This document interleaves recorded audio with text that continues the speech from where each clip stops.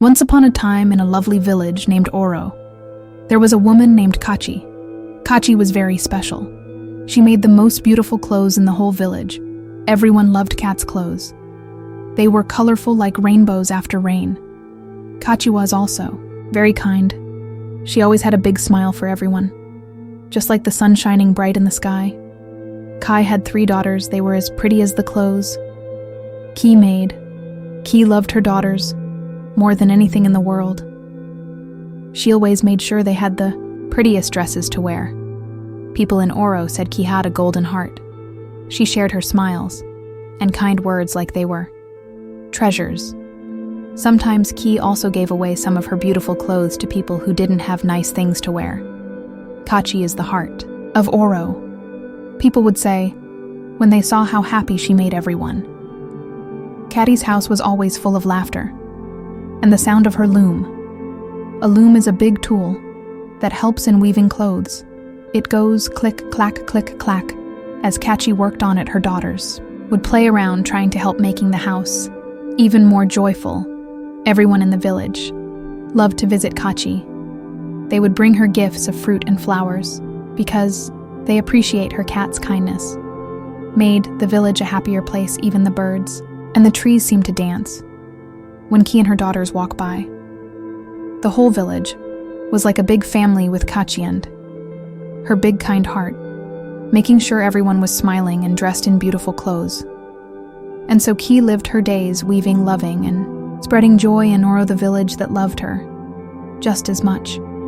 It was a place where kindness shone bright, all thanks to Kachi, the beloved weaver, with the heart of gold in the village of Oro.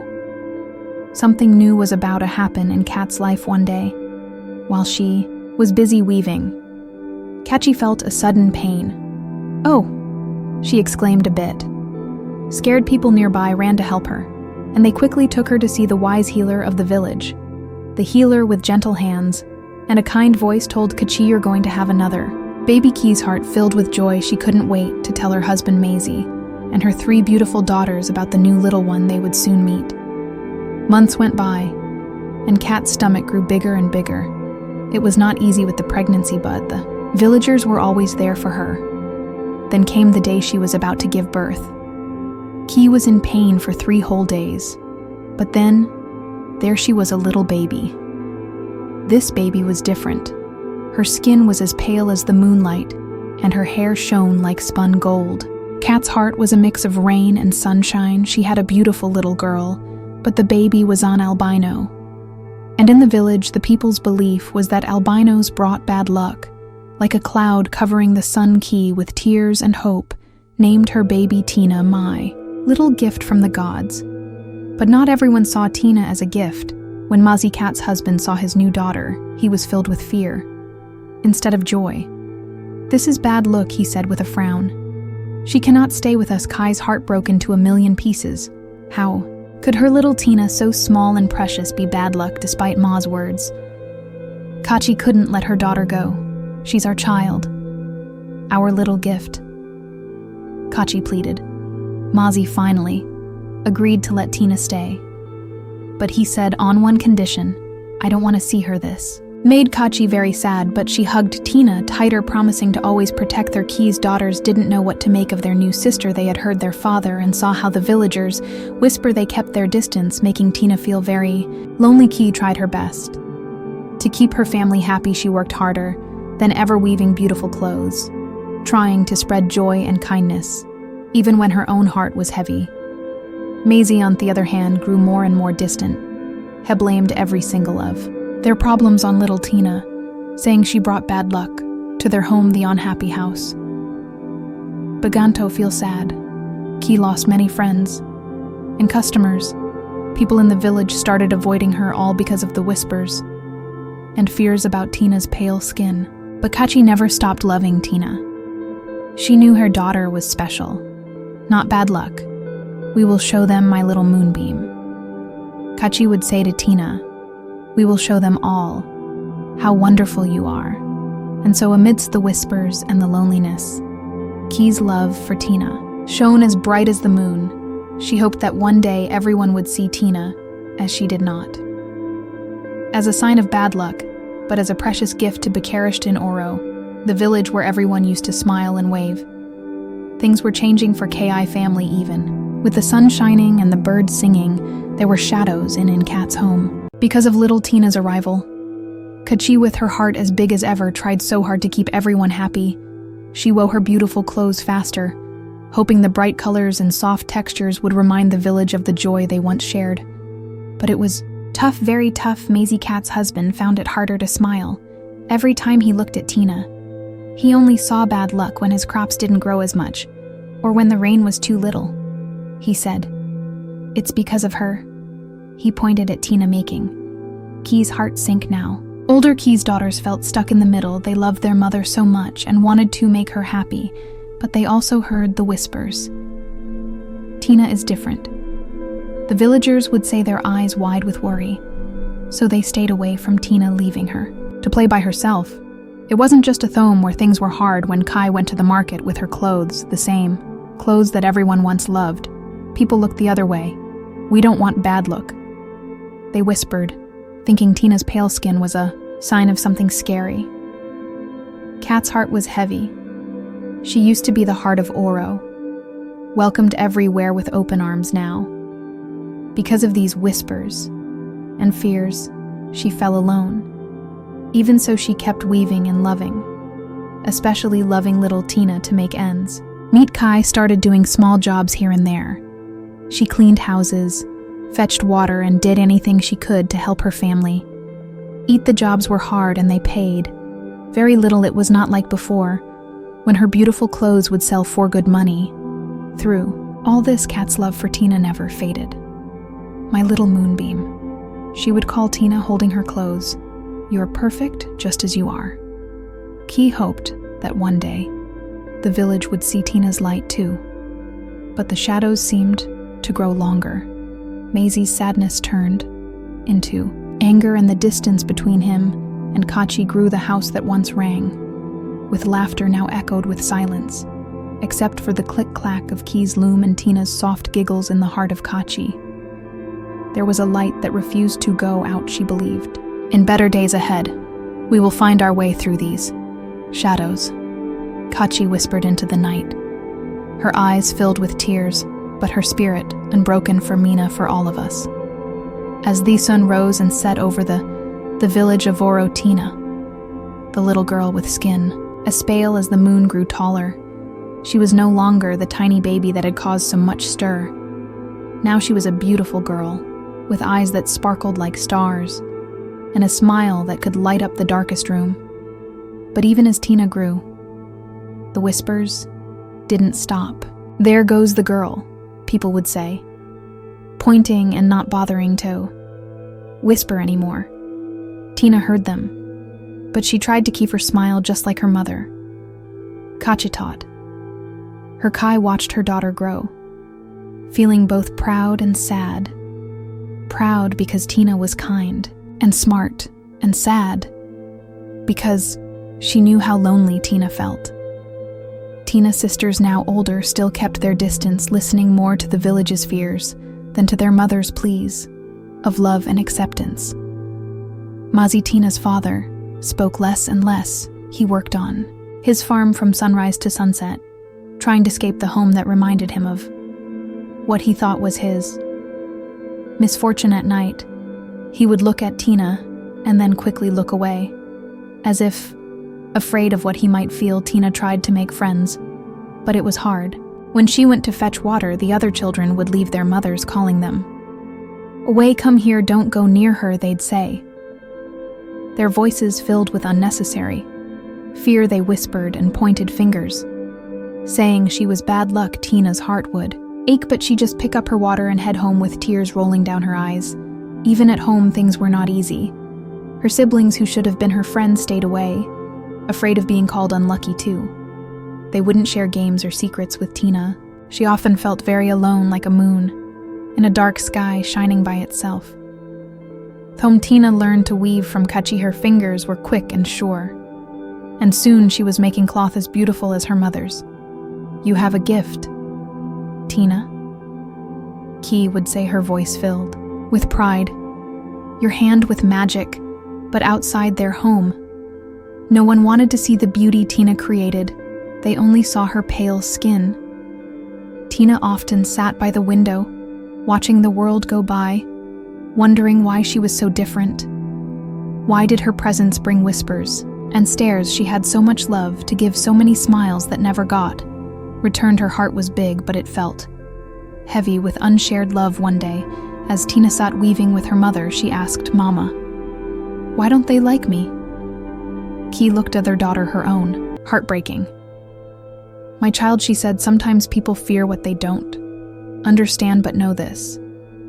You are loved deeply and truly by those who matter." As Tina grew into her beauty, both inside and out, she also grew into her solitude.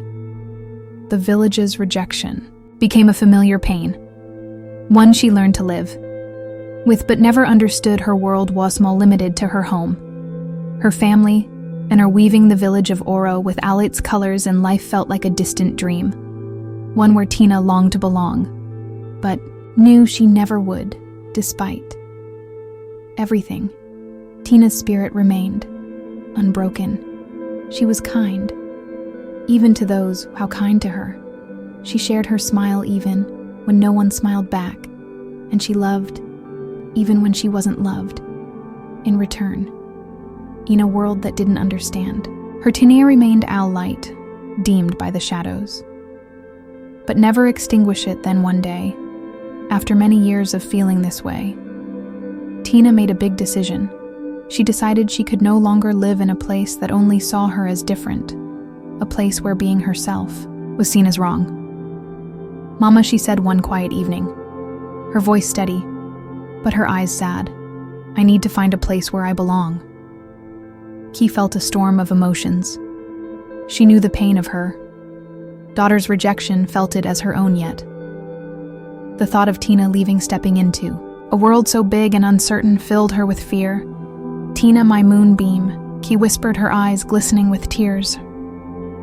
"You sure?" Tina nodded, her decision firm. "I need to find a place where my light can shine, Mama, where people see me, not just my skin." Kachi saw the resolve in Tina's eyes, the same resolve that had helped her face each day in a village that turned its back on her. The night before Tina's departure was long. Key held her daughter, sharing stories of thee, answers of bravery, and of love wherever you go. Kai said, "Carry our love with you, it's your shield, your strength." As dawn broke, casting a soft light over Oro, Tina packed a small bag. She didn't have much, some clothes, a bit of food, and her weaving tools. With these hands, she told herself, "I'll weave a new life, Mazisalent." These past years found no words. Now his heart was heavy, a mix of regret and a father's worry. Tina's sisters watched from a distance, their emotions a tangled web they couldn't yet understand. Kachi walked Tina to the edge of the village, the morning quiet around them. There Kachi gave Tina her blessing. A mother's love, sending her child into the world. "Go with the strength of Oransters." Key said, her voice strong. "Despite her tears, find your place, my child, and know that here you always have your home."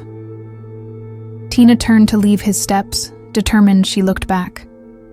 Once memorizing the sight of her mother, the woman who had taught her about love and strength. Then she walked on into a future unknown behind her. Key stood watching her heart, both proud and broken. She whispered a prayer to the wind, asking them to carry her love to Tina, to protect her on her journey. Tina walked for days, her heart heavy, but her spirit unbroken. She crossed rivers and hill seek, step taking her further from Oro, further from the pain. And then one sunny morning, she saw a new village nestled between green hills and sparkling streams. It was different, peaceful and welcoming, with hesitant steps.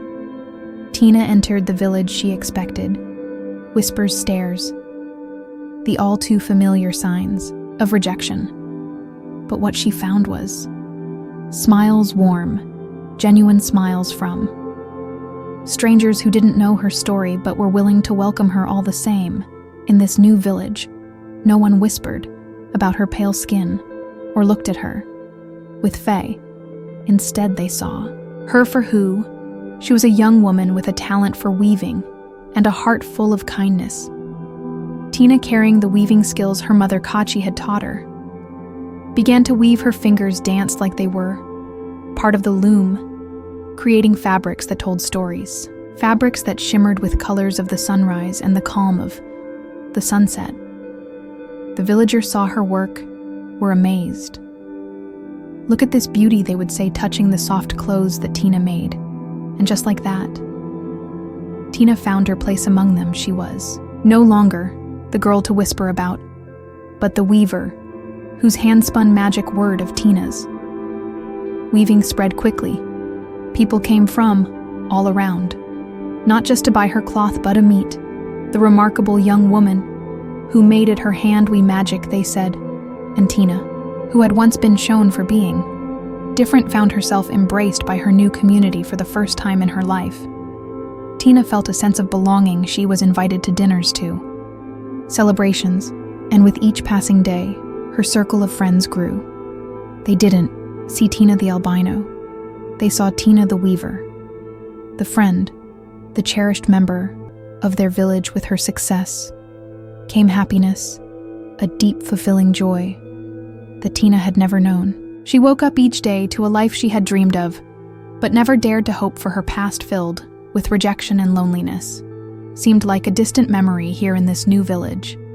Tina was loved for exactly who she was. As her reputation grew, so did her business.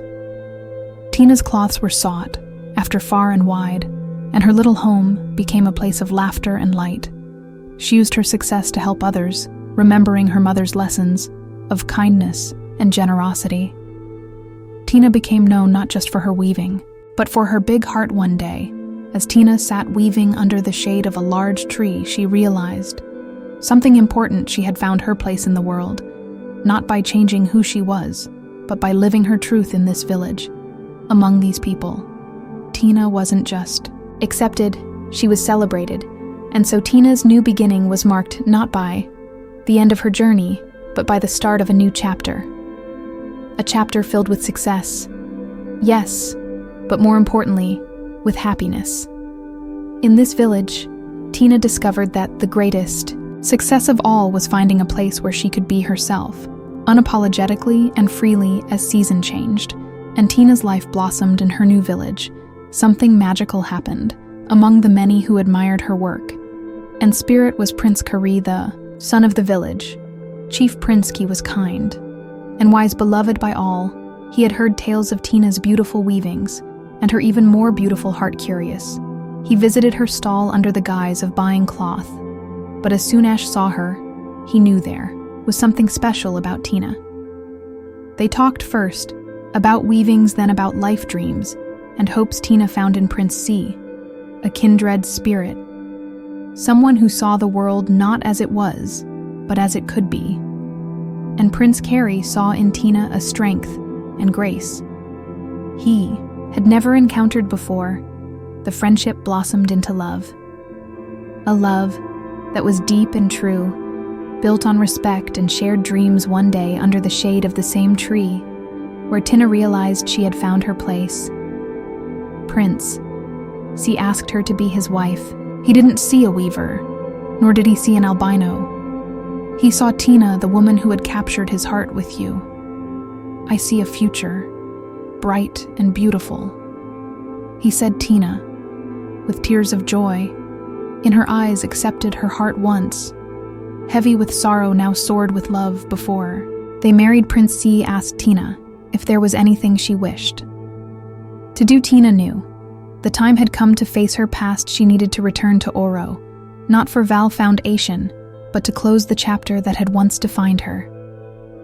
Then she said, before our wedding ceremony, my lovely mother must be aware. She must validate and bless our marriage. Prince Carly, understanding her needs, stood by her decision with unwavering support. Then one bright morning, Tina, now with Prince KH by her side, decided it was time to visit Oro. As they arrived in Orothi village, looked the same, but Tina felt so different. She held Prince Callie's hand tightly as they walked through the village. People stopped and stared, their mouths open wide. "Is that Tina?" they whispered, amazed at how she shone, like a star that had found its place in the sky. Then came the moment Tina had dreamed of, but also feared a little. She saw her mother, Kachi. Tears filled their eyes as they hugged. It was a hug that said everything. "I missed you. I'm proud of you. I love." Yukai looked at their daughter, not believing how the once rejected girl was now a princess, loved and happy. But happiness was not the only story in Oro. Tina's siblings, who had turned their backs on her, faced tough times. They had not found happiness or success seeing Tina. They felt a mix of shame and surprise they couldn't face. The villager. Tina knowing how wrong they had been, so they decided to leave Oro to find a new beginning, just like Tina once did, with her siblings gone. Tina felt sad, but knew some stories had to find their own paths. She turned her heart to those who loved her. Tina asked her mother to come and live with her. Her in the new village, a place where love and kindness ruled. Ki, with tears of joy, said yes. She was ready to start a new chapter, in a place where her daughter had found her fairy tale. Tina's return changed many things, and the villagers saw her not just as the girl they once whispered about, but as a princess strong and kind. They remembered how they had treated her and felt a deep wish to be better, to be kind, like Tina before leaving Oro. Tina addressed her family and the villagers she spoke of, love, acceptance, and the beauty of diversity. Never look down on anyone because of how they look. She said, "Everyone is special, no matter their color." Her words left a deep impact, sowing the seeds of change into the hearts of those who heard her. And so Tina left Oro again, but this time with her mother and her head held high. She'd come back as a princess, but more importantly, she had shown everyone that kindness wins, that love heals, and that everyone deserves a chance to shine, no matter where they come from or what they look like. Tina's story was not just a fairy tale. It was a lesson in love, acceptance, and the magic of second chances. As Tina and Kachi traveled back to their new home, they looked forward to the future. Tina, now a princess, continued to weave not just cloth, but a life filled with love, acceptance, and the joy of being truly seen. Her story, a testament to the power of forgiveness, and the beauty of diversity, remained a guiding light for both her old village and her new one. The moral of Tina's tale resonated far and wide. Never look down on anyone because of how they look. Everyone is special, no matter their color. It was a lesson that transformed not just a family or a village, but all who heard her story, reminding everyone of the value of acceptance, love, and the strength to forgive. I hope you enjoyed the story. If so, please like the video, comment what you learned from the tale, and don't forget to subscribe to the channel for more enchanting tales, just like this one. Thank you.